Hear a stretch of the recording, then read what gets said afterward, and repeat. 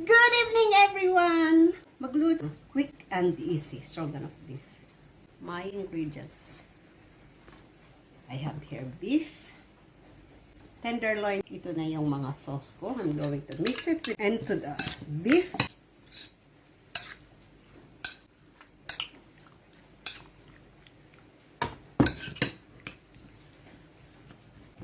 Yung English sauce ko, at saka meron ako ditong sour cream, cooking cream.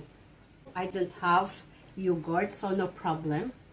I just did the cooking cream and then my sour cream. Butter. I'm going to mix butter and olive oil to avoid burning the butter.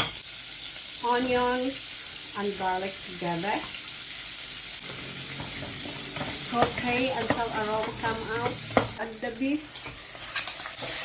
Saute for about 5 minutes or until the beef changes color. Add a little bit of water. Half cup of fresh milk. 1 tablespoon of cooking cream. Add the sour cream. 2 tablespoons. Now I'm going to add my bottle mushroom and my pasta.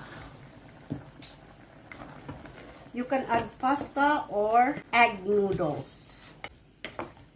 And it's done. Oh, I have here my leftover emmental cheese. I'm going to put that on the top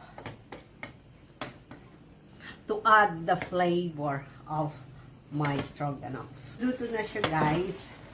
Stroganoff is ready.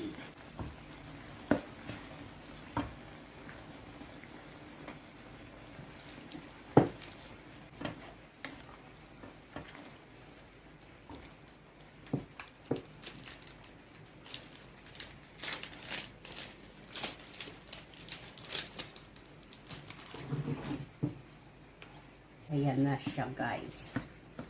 It's ready.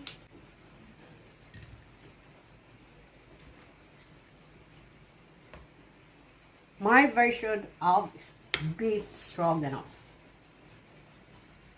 Yan you guys. The very thick sauce.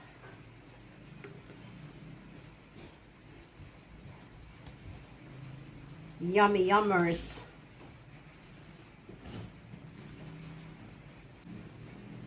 Thank you for watching, guys. Bye.